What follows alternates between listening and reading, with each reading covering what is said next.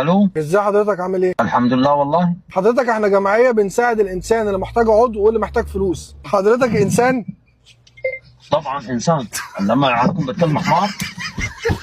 انت ظروفك كويسه ولا ظروفك وحشه؟ والله الحمد لله زي الزفت. كل انسان زي ما انت عارف عنده 2 كبد. تمام. كبد مهم.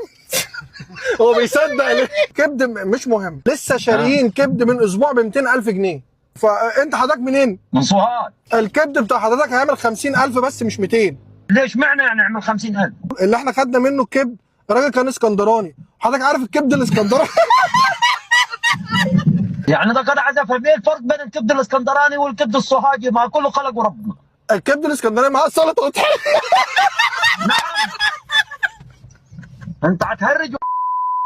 بص حضرتك، في عرض على القرنيه حته من العين نفسها، وبنسيب لك العين بقيتها والنين، بنديك 500,000 جنيه. موافق؟ طب يعني اشمعنى هي دي بال 500 والباقي بال 200 وال 150 و70؟ اسمع حضرتك، العين عليها حارس، فاحنا بناخد منك عين وحارس، واحنا عندنا ازمه في الحراس.